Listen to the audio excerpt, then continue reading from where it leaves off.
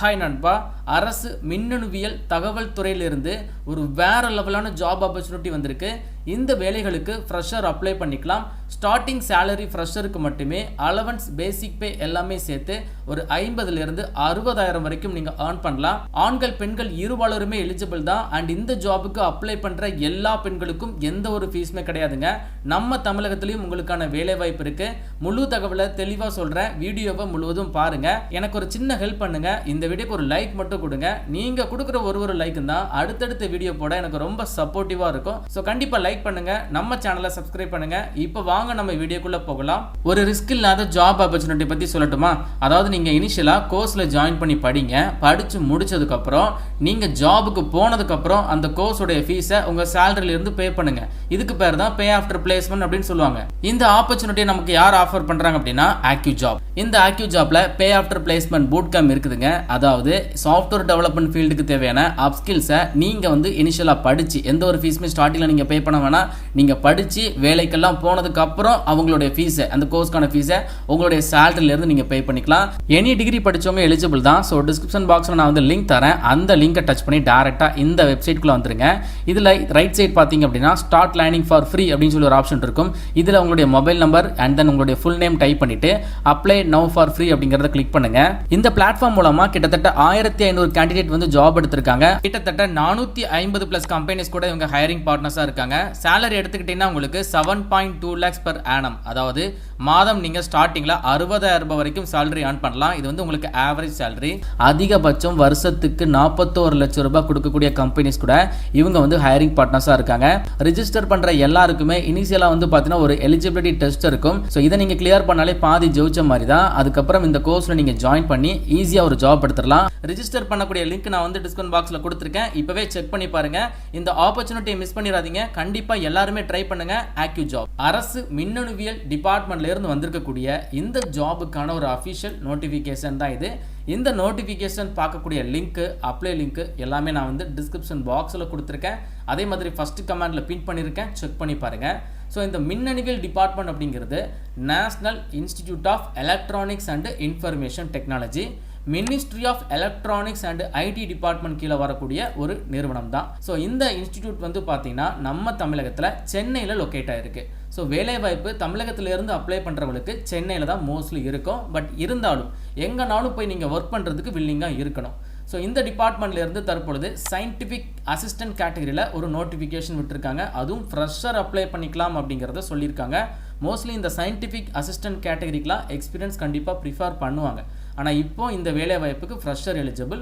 Single paper exam தான், அதுவும் உங்களுக்கு அப்ஜெக்டிவ் டைப் எக்ஸாம் தான். ஸோ இந்த சயின்டிஃபிக் அசிஸ்டன்ட் ஜாப் எந்த கேட்டகரியில் வருது அப்படின்னா நான் கெசட்டட், நான் ministerial, scientific and technical post அப்படின்னு சொல்கிறாங்க. இது நான் கெசட்டட் கேட்டகரியில் வருதுங்க.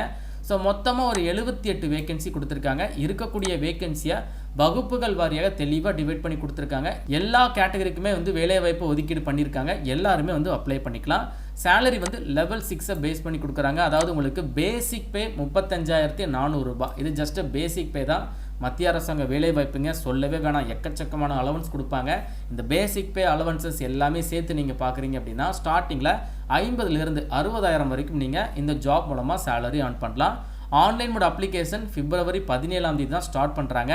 க்ளோசிங் பார்த்தீங்கன்னா மார்ச் மாதம் 18, அடுத்த மாதம் 18 வரைக்கும் உங்களுக்கு லாஸ்ட் டேட் இருக்குது. அண்ட் இந்த ஜாபுக்கு என்ன படிச்சிருக்கணும் அப்படின்னா பிடெக் நீங்கள் படிச்சிருக்கீங்களா, தாராளமாக அப்ளை பண்ணிக்கலாம். அதே மாதிரி எம்எஸ்சி படிச்சிருக்கிறவங்களும் இந்த ஜாபுக்கு எலிஜிபிள் தான்.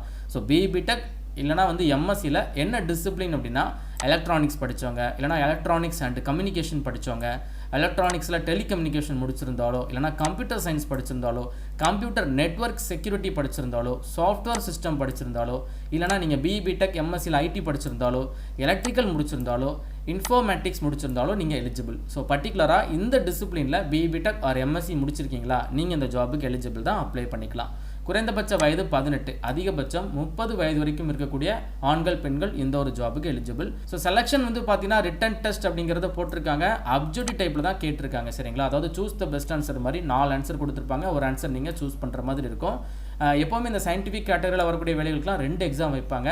பட் உங்களுக்கு சிங்கிள் பேப்பர் எக்ஸாம் மட்டும்தான், அதுவும் உங்களுக்கு அப்ஜெக்டிவ் டைப் கொஸ்டின்ஸ் தான். மேக்ஸிமம் ஏஜ் லிமிட்டை தாண்டி உங்களுக்கு ஏஜ் ரிலாக்ஸேஷன் கொடுத்துருக்காங்க. எஸ்சி எஸ்டினா 5 வருடம் இருக்குது. ஓபிசி அப்படிங்கிறது BC, BC, Muslim, MBC, DNC இவங்க எல்லாருமே ஓபிசி தான். 3 இயர்ஸ் வரைக்கும் ஏஜ் ரிலாக்ஸேஷன்.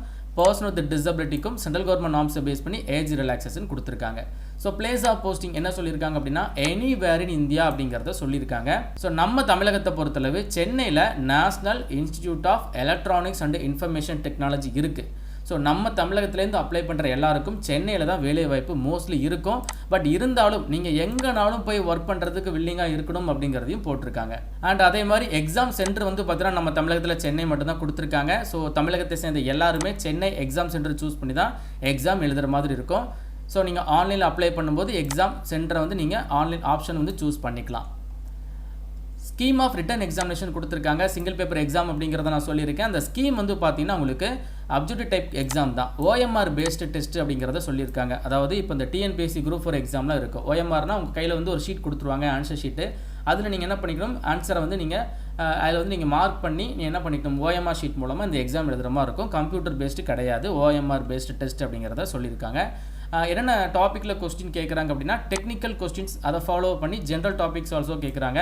ரிட்டன் டெஸ்ட் வந்து பார்த்தீங்கன்னா ஒரு 3 ஹவர்ஸ் வந்து கண்டக்ட் பண்ணுறாங்க. மொத்தமாக 120 கொஸ்டின்ஸ் வந்து கேட்குறாங்க. இதில் 65% ஆஃப் கொஸ்டின் வந்து டெக்னிக்கல் கேட்டகரியில் வரும். பிடெக் லைக் எம்எஸ்சியில் நிறைய டிசிப்ளின் கொடுத்துருக்காங்க இல்லையா, அது ரிலேட்டடான கொஸ்டின்ஸ் கேட்பாங்க. அண்ட் 35% வந்து உங்களுக்கு ஜென்ரல் டாப்பிக்கில் கேட்பாங்க. ஸோ ஜென்ரல் டாபிக் அப்படிங்கிறது வந்து பார்த்தீங்கன்னா லாஜிக்கல், அனாலிட்டிக்கல் ரீசனிங், அதுக்கப்புறம் குவான்டிடேட்டிவ் எபிலிட்டிஸ், அதுக்கப்புறம் ஜென்ரல் அவேர்னஸ் அண்ட் ஆப்டிடியூட்டில் கொஸ்டின் கேட்குறாங்க. இந்த ஜென்ரல் டாபிக் ப்ரிப்பேர் பண்ணக்கூடிய புக்ஸை நான் வந்து இந்த வீடியோவில் டேக் பண்ணுறேன். டிஸ்கிரிப்ஷன் பாக்ஸில் லிங்க் தரேன். உங்களுக்கு அந்த புக்ஸ் வேணும் அப்படின்னா நீங்கள் அந்த லிங்கை டச் பண்ணி புக்கை பை பண்ணி ப்ரிப்பரேஷனை ஸ்டார்ட் பண்ணுங்கள். டெக்னிக்கல் ஏரியாவில் தான் நிறைய கொஸ்டின் கேட்குறாங்க. அது நீங்கள் ஓனாக ப்ரிப்பேர் பண்ணுற மாதிரி தான் இருக்கும். ஃபார் எக்ஸாம்பிள் இப்போ எலக்ட்ரிக்கல் டிபார்ட்மெண்ட்டில் நீங்கள் பிடெக் முடிச்சிருக்கீங்க அப்படின்னா நீங்களே வந்து அந்த புக்ஸ் எல்லாமே கலெக்ட் பண்ணலாம். நானுமே 1-2 சாம்பிள் புக்ஸ் வந்து ஆட் பண்ணுறேன். உங்களுக்கு அது ஓகேனா நீங்கள் அதை பை பண்ணி படிக்கலாம். சரிங்களா? அண்ட் ஒரு கொஸ்டினுக்குமே வந்து 1 மார்க் கொடுக்குறாங்க. நெகட்டிவ் மார்க் ஆல்சோ இருக்குது. ஒரு கொஸ்டின் தப்பாக எழுதுறீங்கன்னா 0.25 மார்க் வந்து நெகட்டிவில் போகும். தெரிஞ்ச கொஸ்டினுக்கு மட்டும் நீங்கள் ஆன்சர் பண்ணிக்கோங்க. செலெக்ஷன் வந்து தெளிவாக சொல்லிட்டாங்க. அதாவது என்ன சொல்லியிருக்காங்கன்னா for the post of scientific assistant selection will be on the basis of written test only அப்படிங்கிறத கொடுத்துருக்காங்க. ஸோ ரிட்டன் டெஸ்ட் மூலமாக தான் கேண்டிடேட்டை ஹையர் பண்ணுறாங்க. இதில் வந்து இன்டர்வியூ வந்து பார்த்தீங்கன்னா அவங்க தெளிவாக மென்ஷன் பண்ணல, ரிட்டன் டெஸ்ட் அப்படிங்கிறத போட்டிருக்காங்க. பட் இன்டர்வியூ வைக்கிறதுக்கும் சான்ஸ் இருக்குது அப்படிங்கிறதையும் மென்ஷன் பண்ணியிருக்காங்க. பட் மோஸ்ட்லி வந்து உங்களுக்கு சிங்கிள் பேப்பர் எக்ஸாம் அதை மட்டும் நீங்கள் கிளியர் பண்ணாலே உங்களுக்கு இந்த ஜாப் கண்டிப்பாக கிடச்சிருங்க.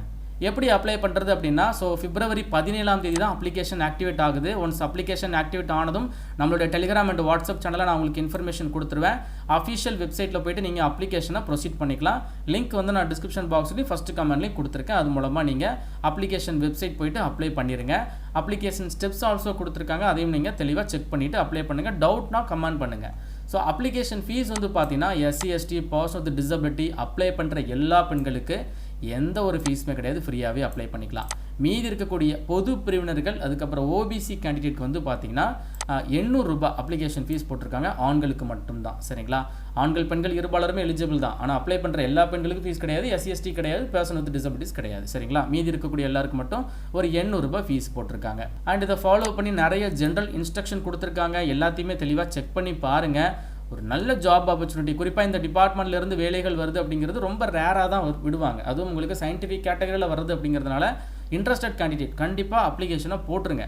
அண்ட் இதில் அப்ளை பண்ணுறதுக்கு முன்னாடி என்ன மாதிரியான டாக்குமெண்ட்ஸ்லாம் நீங்கள் எடுத்து வைக்கணும். For example passport size photo, அதுக்கப்புறம் வந்து பார்த்தீங்கன்னா சிக்னேச்சர் கேட்டிருக்காங்க. அதனுடைய ஃபைல் சைஸ் என்ன ஃபார்மெட்டில் இருக்கணும், அண்ட் என்னென்ன ப்ரூஃப்லாம் நீங்கள் ஸ்கேன் பண்ணி அப்லோட் பண்ணணும். கவர்மெண்ட் சைடில் ஆதார் கார்டா பேன் கார்டா லைக் நிறைய கொடுத்துருக்காங்க.